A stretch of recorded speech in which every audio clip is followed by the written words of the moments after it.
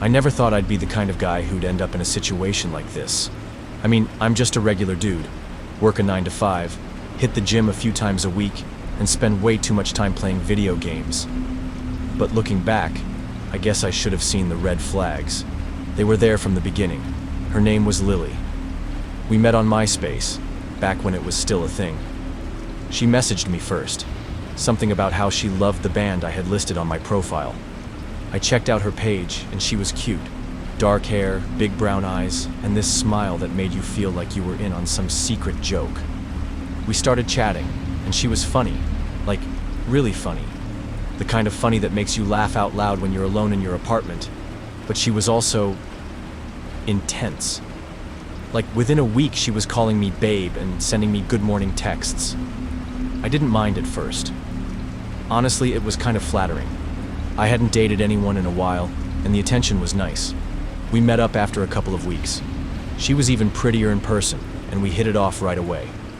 One thing led to another, and, well, we hooked up. It was casual. At least, that's what I thought.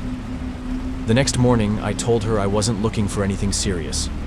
I thought I was being honest, you know. I didn't want to lead her on. But the look on her face, it was like I'd slapped her. She didn't say much, just nodded and left. I figured that was it.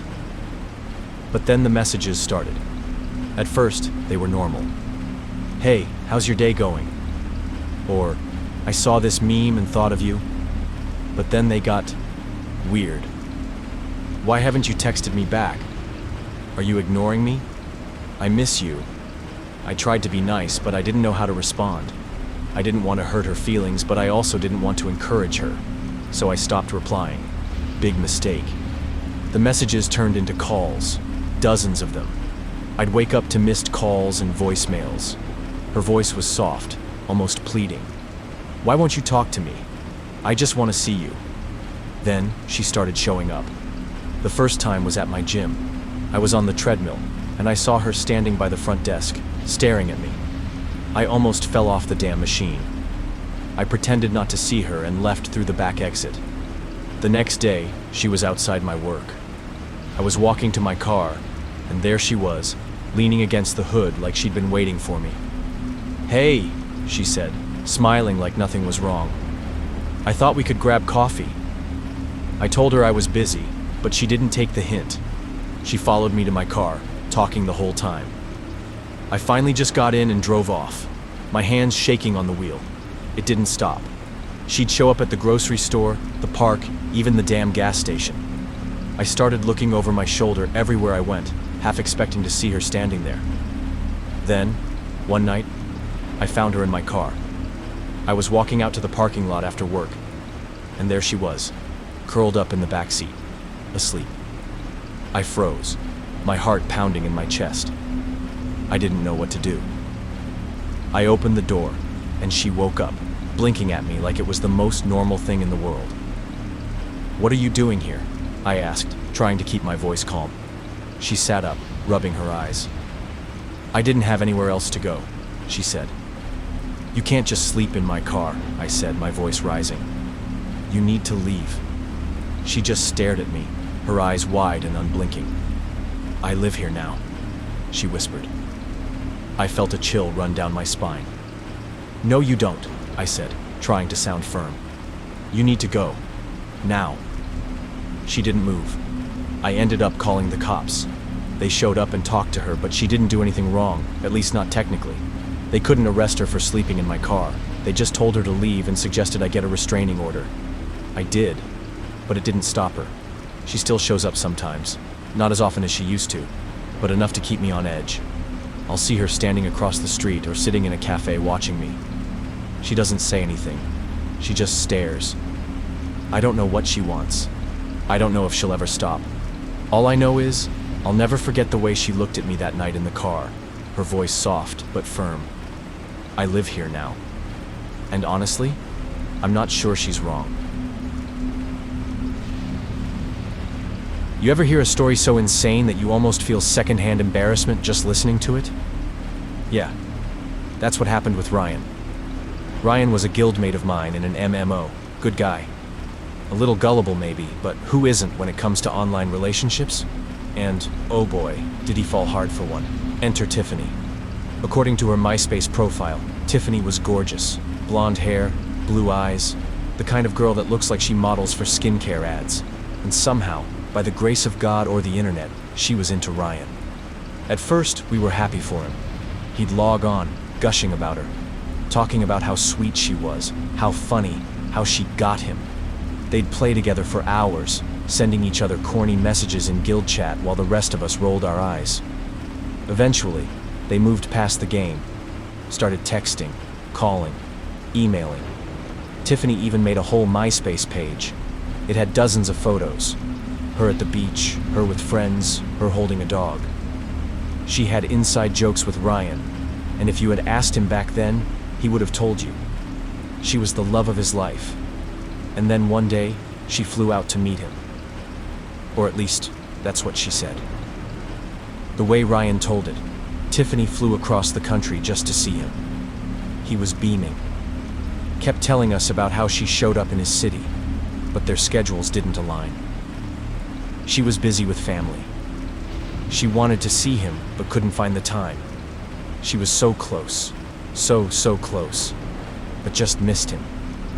Ryan was crushed, but not suspicious, not even a little. We tried to poke holes in the story. Dude, she flew all the way there and didn't even grab a coffee with you? Ryan shook his head. It's complicated. Right, but like, you didn't even see her? Not even once? He sighed. She felt awful about it, and that was enough for him. He was still fully invested, so we let it go, for a while.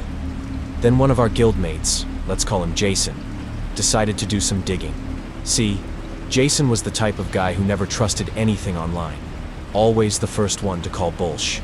So one night, he did a reverse image search on Tiffany's MySpace photos. And that's when we found out the truth. The girl in the pictures? Not Tiffany. Not even remotely Tiffany. She was a real person, sure, but she wasn't the one talking to Ryan. She was her niece. And the real Tiffany was a 40-something-year-old woman. So there we were, staring at the proof that Ryan had been catfished for almost a year. The pictures, the MySpace page, the whole thing. A lie. And the worst part? It wasn't just some rando stealing pictures. It was a woman old enough to be his mom. Tiffany, if that was even her real name, was in her 40s. Ryan, barely 22nd. Jason sent him everything. The proof, the reverse searches, the real identity behind the pictures. We waited for Ryan to log on. When he did, he went completely silent. No all caps rant, no denial, just logging in, logging out, logging in, logging out. Then, after a full day of radio silence, he finally messaged the guild chat. I confronted her. We held our breath. She denied it. For a moment, we thought maybe Ryan would believe her, that he'd brush it off, pretend it wasn't happening. Then, I kept pushing. She finally admitted it. Her reasoning? She was lonely. She wanted someone to talk to. She didn't mean to hurt him, she said. It wasn't malicious. She just got carried away. As if lying for a full year, creating fake MySpace profiles and faking an entire trip across the country was just a little oopsie. Ryan was devastated. He'd spent months pouring his heart into this girl, told her things he probably hadn't told anyone else, made plans, talked about the future, and none of it was real. After the confession, Tiffany vanished, deleted her MySpace, never logged back into the game, didn't even try to apologize. She just disappeared, like she had never been there to begin with. And Ryan? He was never the same. He stopped trusting people online, became weirdly quiet about dating. Eventually, he left the game completely. None of us ever heard from him again. I joined the group chat because I was bored. It was one of those MySpace communities for local gamers, people who played the same MMO as me and lived in the area. At first, it was exactly what I needed. Inside jokes, late-night conversations about strategy, and even a few meetups at a local diner. It felt like I'd found my people. But then, things started to change. It was subtle at first. Someone would make a snide comment about a player who'd left the group, and everyone would laugh. Then, the jokes turned into full-on rants. They'd trash-talk people who weren't even in the chat, calling them traitors or snakes. I didn't think much of it. I figured it was just venting. But then, they started targeting one person in particular. Her name was Emily. I didn't know her. She wasn't in the chat, and I'd never met her in-game. But according to the group, she was the worst kind of person. They said she'd stolen someone's boyfriend, spread rumors, and ruined friendships. She deserves what's coming, one of them said. I didn't like it. It felt off. I mean, I didn't know Emily, but the way they were talking about her made me uncomfortable. So I said something. Maybe we should just leave her alone, I typed. We don't even know her side of the story. The chat went silent for a moment. Then the messages started flooding in. Who asked you? Defending her? Sounds like you're on her side. Maybe you're a snake too. I tried to brush it off, but the tone had shifted. Suddenly, I was the target. They started picking apart everything I said, twisting my words to make me look bad. They called me a traitor and a fake friend. I tried to leave the chat, but they just added me back. Then, things got worse. One night, I got a message from someone I didn't recognize. It was a screenshot of my address. You should be more careful about what you share online, the message said. My stomach dropped. I didn't know how they'd gotten my address, but I knew it wasn't good. The next day, my mom called me, her voice shaking. Someone sent me a message, she said. They said they were going to hurt you. I tried to reassure her, but I was freaking out. I didn't know what to do. Then, the photo came. It was in the group chat. A picture of my house, taken from the backyard. The caption read, "We're always watching." I felt like I was going to throw up. I didn't know who'd taken the photo or how they'd gotten into my backyard, but I knew I wasn't safe. I called the police, but they said there wasn't much they could do without more evidence. I deleted my MySpace account, changed my phone number, and even moved to a new apartment. But I still think about that group chat. I wonder if they're still out there, targeting someone else. And I wonder if they're still watching me. I still remember the first message he sent me. It was simple, just a, "Hey, I like your taste in music," but it was enough to spark a conversation. His name was Jake, and he had this easy charm that made me feel like I'd known him forever. We started talking every day, swapping stories about our lives, our dreams, and our favorite bands. It didn't take long before I was completely hooked. Jake was everything I thought I wanted. He was funny, attentive, and had this way of making me feel like the most important person in the world. We'd stay up late talking on the phone, and he'd send me sweet messages throughout the day. It was like something out of a rom-com, and I couldn't believe how lucky I was. After a few weeks of chatting, we decided to meet up. I was nervous. This was my first time meeting someone from MySpace in person, but Jake put me at ease right away. He was even better looking than his profile pictures, with this boyish grin that made my stomach flip. We went out for coffee, and the conversation flowed just as easily as it had online. That first date turned into a second, then a third. Before I knew it, we were officially dating. Jake was everything I'd ever wanted in a boyfriend. He remembered the little things, like how I took my coffee and my favorite song, and he always knew how to make me laugh. But there were little things that didn't add up, like how he'd sometimes disappear for hours without explanation, or how he never wanted me to come over to his place, always insisting we hang out at mine or go out somewhere. I brushed it off, telling myself he was just private, or maybe a little shy. Then, one night, everything changed. I was scrolling through MySpace, bored and killing time, when I stumbled across a profile that made my blood run cold. It was Jake's profile, but it wasn't the one I knew. This one had a different username, and the profile picture wasn't of him. It was of him and another woman. My heart pounded as I clicked through the photos. There were dozens of them, Jake and this woman on vacation, at parties, even in what looked like a wedding ceremony. The captions were filled with heart emojis and comments from friends congratulating them on their marriage. I felt like I'd been punched in the gut. I didn't want to believe it. Maybe it was an old relationship, I told myself. Maybe he just hadn't updated his profile. But the dates on the photos were recent. Some of them were from just a few weeks ago. I confronted him the next time we talked. "Who's the woman in your other MySpace profile?" I asked, trying to keep my voice steady. Jake froze. For a moment, he didn't say anything. Then he laughed, a little too loudly. "Oh, that? That's just my ex. We broke up a while ago, but she never took the photos down." I wanted to believe him, I really did. But something about the way he said it didn't sit right with me. So, I did something I'd never done before. I messaged her. "Hi," I typed, my hands shaking. "I don't know if this is weird, but I'm dating Jake and I saw your photos. Are you two still together?" The response came almost immediately. "Dating Jake? That's funny. We've been married for 3 years." I felt like the floor had dropped out from under me. I confronted Jake again, this time with screenshots of the conversation. He tried to deny it at first, but when I showed him the messages, he finally came clean. "It's complicated," he said. "We're separated, but we're still technically married. I didn't want to tell you because I didn't want to lose you." I didn't know what to say. I felt like I'd been living in a lie for months, and I didn't know how to process it. I ended things with Jake that night. It was one of the hardest things I've ever done, but I knew I couldn't trust him. But the story doesn't end there. A few weeks later, I got a message from his wife, or ex-wife, I guess. She wanted to meet up. We met at a coffee shop and she told me everything. Jake had been lying to both of us. They weren't separated. They were very much together, and she'd had no idea he was dating me.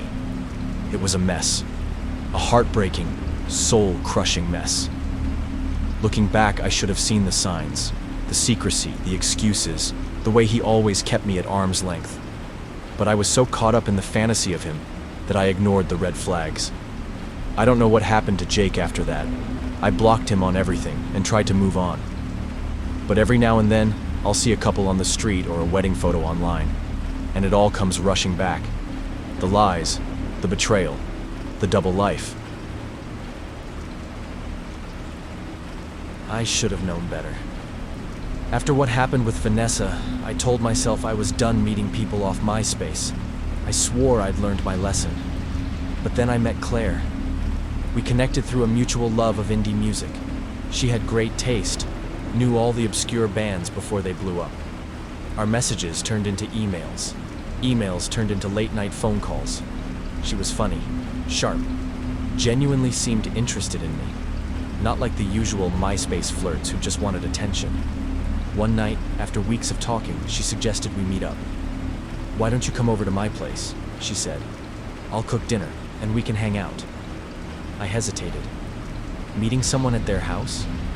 Risky. But then she added something else. "Bring your ATV. I've got trails all over my property." That got me. Riding trails, tearing through dirt roads. That sounded like a good time, so I agreed. Her place was an hour outside the city. Rural. No streetlights, no traffic. Just miles of empty road and pine trees stretching forever. By the time I pulled up, the sun was just starting to set. That's when I saw the minivan, parked out front. I frowned. She never mentioned having roommates. Or family. For a second, I considered turning around. I should have. But I knocked on the door instead. A man answered. Tall, broad shoulders, smiling. But something about him put me instantly on edge. "You must be Jake," he said, shaking my hand. "I'm Claire's husband." My stomach dropped. Husband? Claire had never mentioned a husband. Not once. I glanced past him into the house, heart pounding. The place looked normal, cozy. Family photos on the walls, children's toys on the floor. From the kitchen, Claire's voice called out, "Hey, Jake!" I stepped inside, my mind racing. Claire was flipping pancakes. 2 kids sat at the table, coloring like this was just another normal night. She smiled at me like nothing was wrong. "Glad you could make it." I felt a hand on my shoulder. Her husband. He handed me a cup of coffee. "So," he said casually, Claire and I were thinking it'd be fun to ride together. Maybe make a day of it. I nodded, barely processing his words. I'd been set up. It wasn't until Claire and I were alone for a moment that she explained. We're swingers. She said it so casually, like she was telling me what was for dinner. We like to bring new people into our relationship. It keeps things exciting. I felt sick. All this time I thought I was getting to know Claire, but it wasn't just her. Her husband had been part of it too. The emails, the calls, the whole act. I wasn't talking to one person. I was talking to both of them. I needed to get out, fast. I made some excuse, said I'd forgotten something back home. Claire's husband smiled but didn't argue. He just watched me, too closely. I pulled out of the driveway fast, gravel spitting under my tires. But as I hit the main road, a realization hit me. They never even mentioned the ATVs, never brought them up, not once. That's when I knew. They never planned on riding. I don't know what would have happened if I stayed. Maybe nothing, maybe something worse. But I never spoke to Claire again. And I never met another MySpace girl in person after that. Some lessons you only need to learn twice. It was 2008, and MySpace was still my go-to for killing time between classes. I was 20, living in a small college town in Oregon. And like most people my age, I spent way too much time scrolling through profiles, adding songs to my playlist, and occasionally chatting with strangers. That's how I met him. Let's call him Tyler. Tyler sent me a message one afternoon. His profile picture was cute. Dark hair, a crooked smile, and a leather jacket that gave off bad boy vibes. His message was simple. Hey, I saw your profile and thought you seemed cool. Want to chat? I was bored, so I replied. We started talking, and at first it was fun. He was funny, a little sarcastic, and seemed genuinely interested in getting to know me. We talked about music, movies, and the usual small talk. He even sent me a playlist he'd made, which I thought was sweet. But after a few days, I started to lose interest. Tyler was nice, but there was something about him that felt off. He'd message me at all hours of the night, and if I didn't respond right away, he'd send follow-ups like, "You there?" Or, "Did I say something wrong?" It was clingy, and it made me uncomfortable. So I did what any self-respecting 20-year-old would do. I ghosted him. I stopped replying to his messages, figuring he'd take the hint and move on. A few days later, I got a notification. It was a message from Tyler. My stomach dropped as I read it. Wow. So you're just gonna ghost me like that? I thought you were different. Guess I was wrong. The tone was angry, almost threatening. I felt a pang of guilt, but it was quickly replaced by unease. I decided to block him, but when I went to his profile, it was already gone, deleted. I shrugged it off, thinking maybe he'd just moved on. But then, weird things started happening. A few days later, I got a friend request from a profile with no picture and a blank bio. The username was just a string of random numbers. I declined it, but the requests kept coming. Every time I declined one, another would pop up within hours. Then, the messages started. You think you can just ignore me?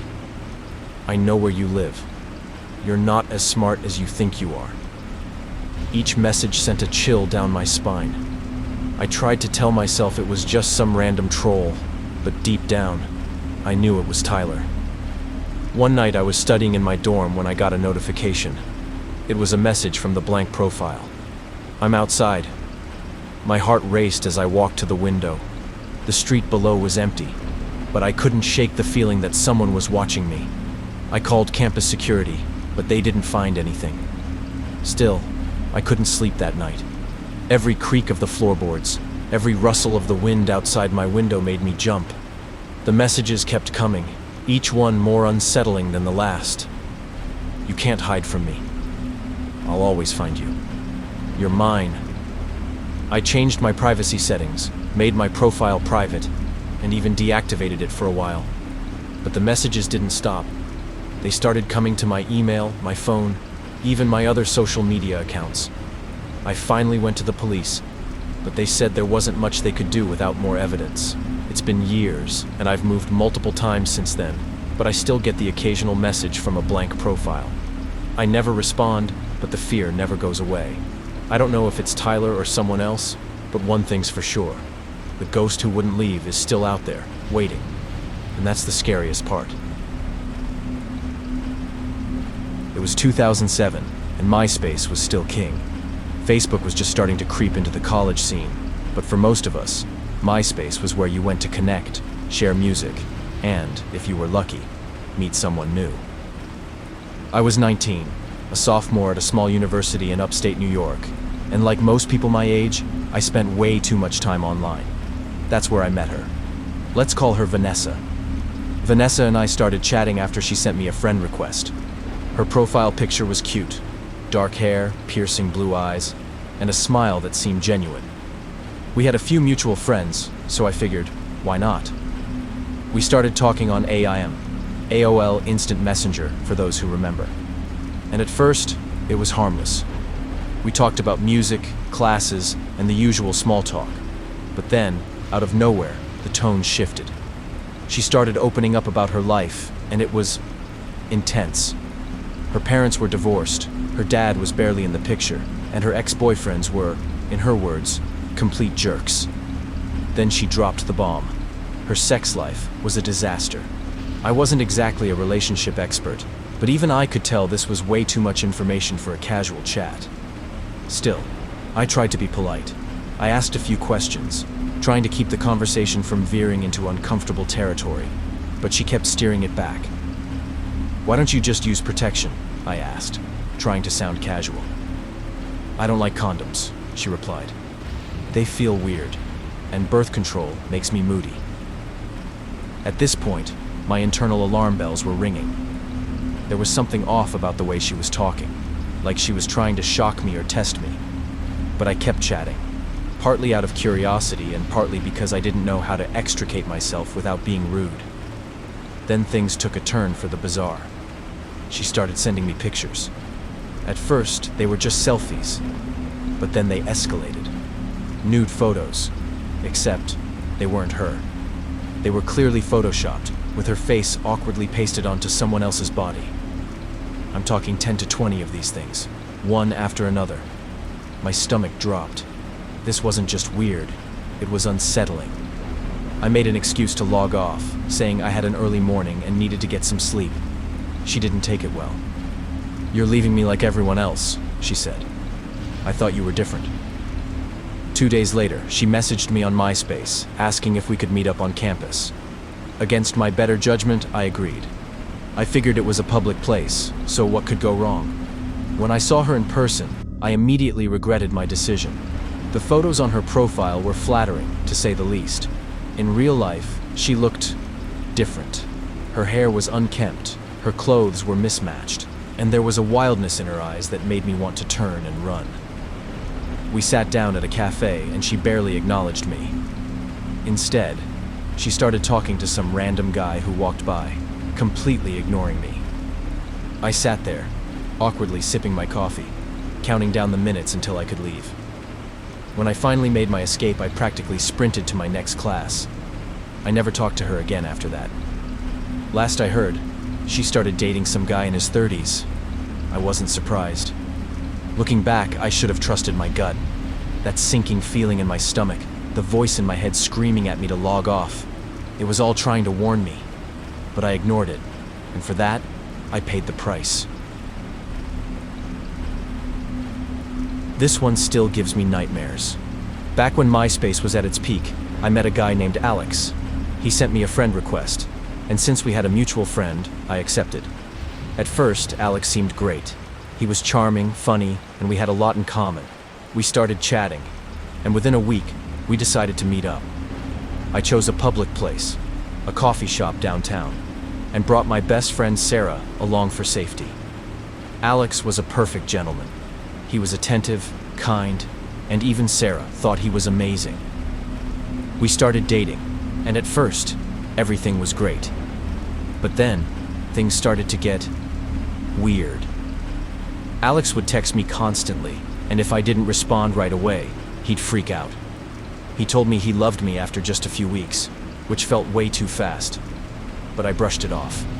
Then one day, I walked into work and found a bouquet of flowers on my desk. They were from Alex. "How did you know where I work?" I asked him later. "Oh, Sarah told me," he said casually. I didn't think much of it at the time, but looking back, I should have known something was off. Things escalated quickly. Alex started showing up at my school, waiting for me in the parking lot. He'd call me dozens of times a day, leaving voicemails that grew increasingly desperate. One night, I told him I couldn't hang out because my friend was going through a tough time. He cried on the phone, begging me to come over. When I refused, he sent me 27 texts and 11 voicemails, each one angrier than the last. I finally broke up with him, but he wouldn't take no for an answer. He started leaving notes on my car, calling me his Juliet. One night, he showed up outside my house, drunk and screaming. He threatened to kill me if I didn't take him back. I called the cops, but they said there was nothing they could do unless he physically harmed me. It's been years, and I've moved multiple times, but Alex still finds me. Every time I visit my parents, there's a note waiting for me. "Eternity will be ours, my Juliet." I keep the notes, just in case I ever need proof. But deep down, I know he'll never stop, and that's the scariest part.